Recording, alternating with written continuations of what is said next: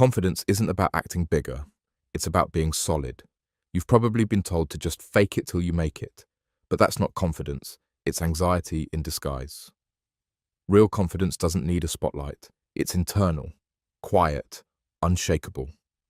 It shows up in how you move, how you decide, how you handle tension without folding.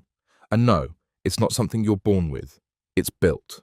If you're tired of second-guessing yourself or overthinking every interaction, good news, you don't need to change who you are. You just need to shift how you operate. There are 5 specific moves that rewire your posture, focus, and presence without forcing anything fake. This isn't motivational fluff. It's the framework confident people use daily, often without realizing it. You'll walk away with clear, actionable tools to stop waiting for confidence and start living it. Let's get into it. The foundation of confidence starts in your own head. Before you can show strength in the world, you have to stop sabotaging yourself internally. This isn't about being overly positive or reciting daily mantras. It's about precision in how you talk to yourself. Your internal dialogue shapes how you interpret every experience. Most people walk around with thoughts they never chose, leftover judgments, criticism from childhood, comparisons to others. These aren't facts, they're scripts, and they loop silently until challenged. The first move? Interrupt the script.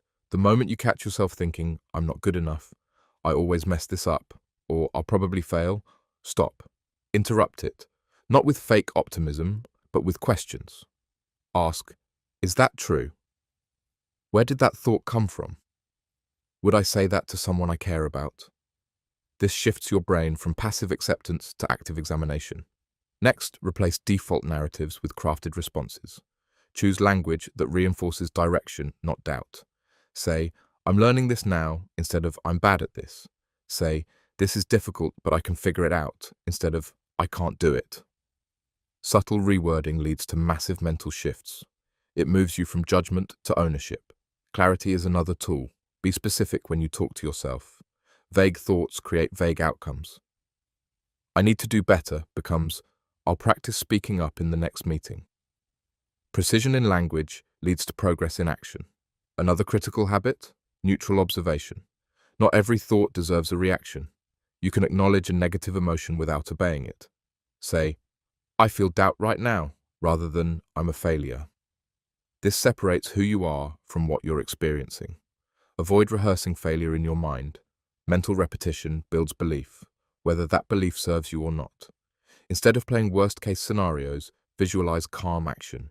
Not perfection, just composure. Imagine yourself handling challenges with poise, not panic. Your brain builds pathways from repetition. Feed it outcomes you want, not fears you dread. Also, watch your language out loud.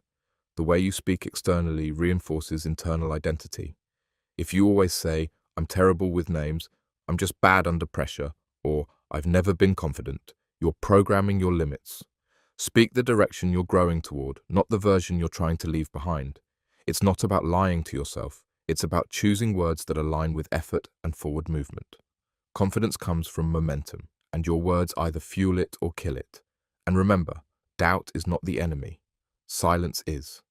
Everyone questions themselves. Confident people just refuse to stay quiet about it. They process, they adjust, and they move. You have to become your own coach, not your critic. Speak like someone who wants you to win, not by cheering yourself on blindly, but by giving yourself clear direction, space to adapt, and permission to build. The way you talk to yourself today is the energy you'll walk into the world with tomorrow. Choose that voice carefully. Before we continue and get into how small wins unlock real confidence, I've got one request. I'm building a channel for people serious about inner strength, and your support helps it grow. If this is hitting home, tap subscribe and stick around for what's next. Confidence isn't built in a single breakthrough. It's built in layers, through repeated intentional action that proves to yourself you can trust your effort. That's where small wins come in. People wait for some giant leap, some perfect moment where they feel ready. But real momentum starts with the decision to move, even when the outcome isn't guaranteed. Each step you take that aligns with growth sends a message to your brain. I do hard things. I follow through. These wins don't need to be impressive. They need to be consistent. Waking up at the time you said you would, finishing the workout even when motivation dips, having that uncomfortable conversation instead of avoiding it. These aren't just tasks, they're signals, and they quietly rewrite your identity. Why does this matter? Because confidence is cumulative. You don't flip a switch, you stack results. The more times you show up for yourself, the more evidence you have when doubt creeps in. It's hard to believe you're incapable when your actions keep proving otherwise. Small wins also reduce resistance. The brain resists massive change because it feels unsafe. But when progress feels doable, your nervous system stays calm. That calm builds clarity. You stop bracing for failure and start aiming for completion. One finished task beats 10 perfect ideas every time. Also, action interrupts rumination. Overthinking thrives in idleness. When you move your body, engage your focus, and direct your energy towards solving, you disrupt the loop. And that disruption frees mental space for decision-making, not self-criticism. Another benefit? Ownership. When the win is small and chosen, it's yours. No one can take credit for it. That autonomy reinforces internal strength. You're not waiting on permission. You're choosing progress on your terms. Track your progress, not for comparison, but for recognition. Write it down.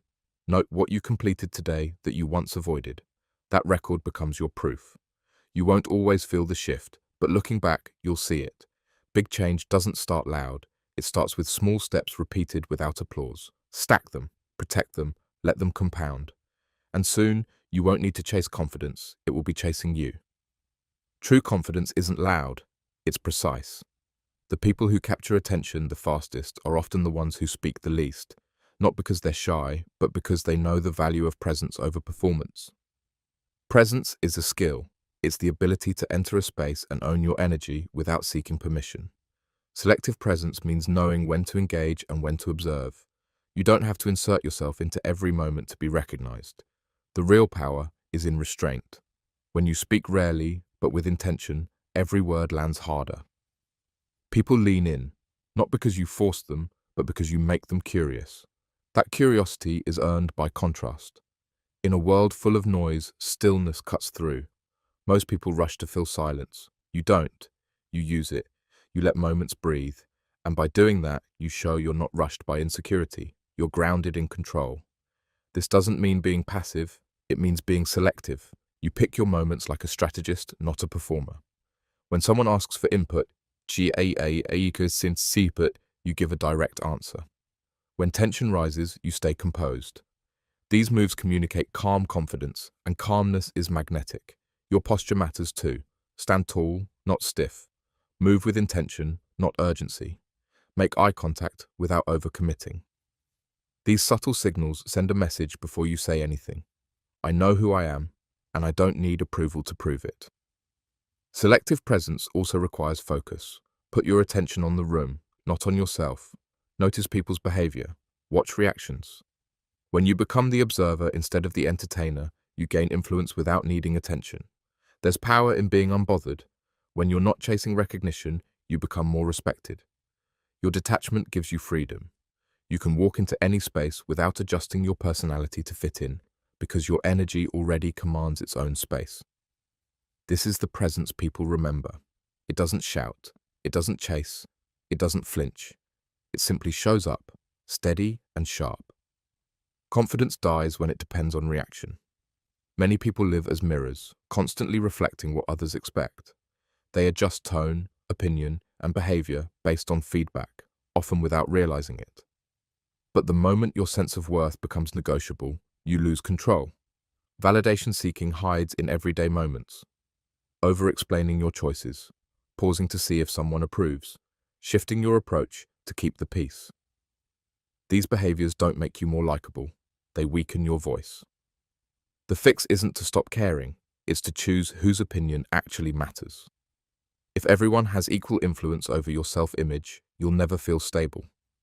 Confidence begins when you set a filter. Who has earned the right to shape your direction? This mindset turns you inward. Instead of constantly scanning for approval, you check alignment. Does this reflect my values? Replaces, will they like this? That shift creates freedom. Another principle, silence speaks. You don't need to defend every decision. You don't need to justify your presence. When you move without asking for permission, people take note. not because you demanded attention, but because you owned your lane. Building internal reference requires action. Start by doing things you're proud of when no one's watching. Let integrity replace applause. When your choices are rooted in principle, you don't need praise to feel solid. This also means setting boundaries. Say no without guilt, disagree without apology, walk away without performance. The more you protect your space, the less you'll rely on outside voices to define it. Confidence isn't about proving anything, it's about knowing. And knowing doesn't seek validation, it lives it. Growth isn't found in what's easy, it lives in what tests you. Most people avoid tension, thinking discomfort signals danger. But in reality, it's a catalyst.